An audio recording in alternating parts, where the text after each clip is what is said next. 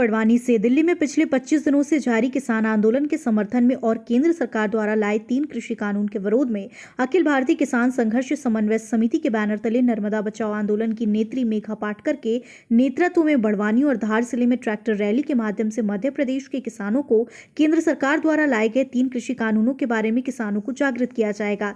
ये किसान bill corporate और उद्योग घरानों के लिए बना है, न कि किसानों के लिए बना है। बड़वानी में सभा का आयोजन किया गया, जहां पर बड़ी संख्या में किसान और नर्मदा बचाओ आंदोलन के लोग मौजूद रहे। ट्रैक्टरों में सवार होकर ये सभी किसान कारंजा चौक से रैली के रूप में अंजड़ तलवाड़ा होते हुए ठीकरी और नेशनल हाईवे से खलघाट जाकर सेंचुरी में रुकेंगे। दूसरे दिन धार जिले के निसरपुर पहुंचेंगे। 2 दिनों तक ट्रक रैली के माध्यम से मध्य प्रदेश और दोनों जिलों के किसानों को केंद्र सरकार के किसान विरोधी कृषि बिल के बारे में जागृत किया जाएगा।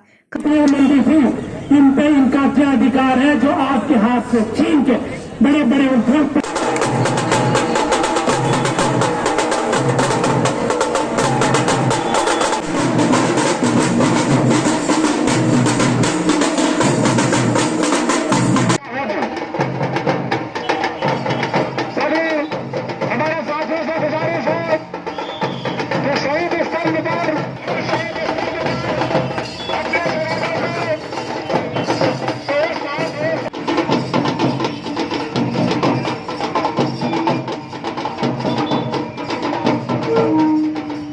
दिनों से दिल्ली में जो किसान आंदोलन चल रहा है, अखिल भारतीय किसान संघर्ष समन्वय समिति जो 500 किसान संगठनों का संगठन है, उसके आह्वान पर उस आंदोलन के समर्थन में आज यहाँ से बड़वानी और धार जिले के लिए ट्रैक्टर रैली शुरू हो रही है, जो 2 दिन चलेगी मेघा पाटकर जी के नेतृत्व में।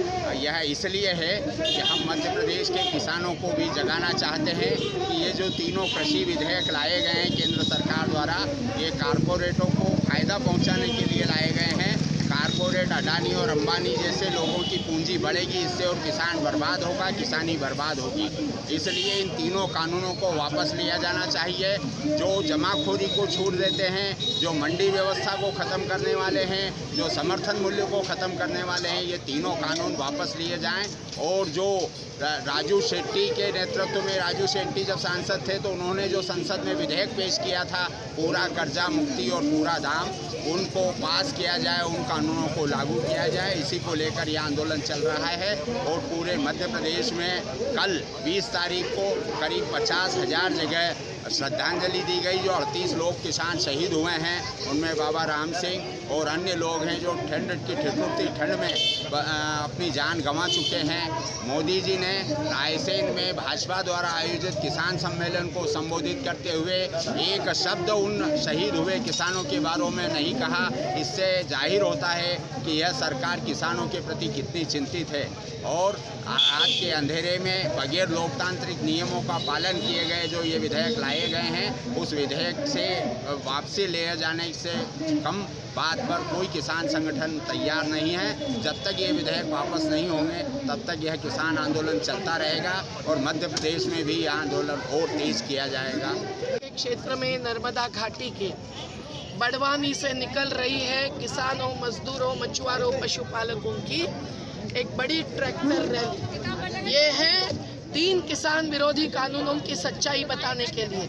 इसमें हमारे साथ केदार सिरोही किसान नेता जिन्होंने गांव बंद करके देखे थे, हमारे साथ राम स्वरूप मंत्री जी जो समाजवादी विचारधारा के संविधान के लिए दलितों, आदिवासी किसानों के साथ लड़ने वाले इंदौर के नेता हैं। हम सब लोग गांव के नेतृत्व के तहत महाराष्ट्र से प्रतिनिधि आकर बढ़ रहे हैं। और हम लोगों का पूरा सोच यही है कि जो भ्रामक प्रचार मोदी सरकार के साथ अभी अडानी अंबानी भी करने में लगे हैं, वो इसीलिए क्योंकि उनके पास हमारे मुद्दों का कोई जवाब नहीं है। जो जवाब अमित शाह जी के साथ चर्चा करने के बाद लिखित में दिया गया है, वो जवाब झूठ है, पर उसमें भी कुछ पोल खोल हुई है।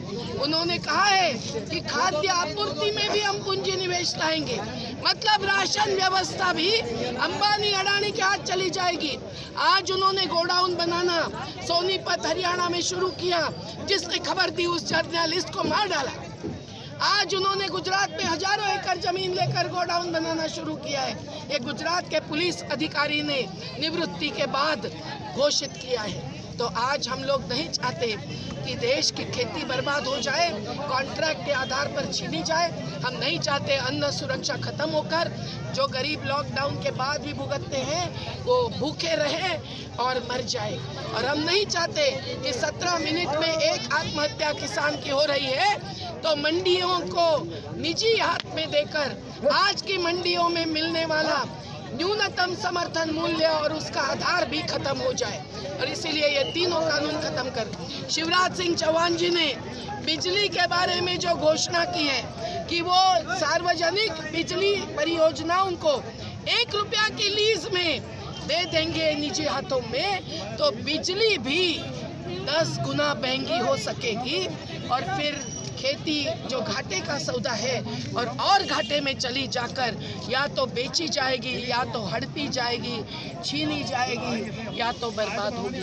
और इसीलिए हम लोग आज इस ट्रैक्टर रैली के द्वारा आगे बढ़ रहे हैं और गांव-गांव के किसानों को ऐलान कर रहे हैं कि वो इस बड़वानी से ठिकरी तक के रास्ते पर हाजिर हो जाए, ठिकरी से खलघाट होते हुए धार के निसरपुर की तरफ के रास्ते पर हाजिर हो जाए और सुनिए कि सच्चाई क्या है।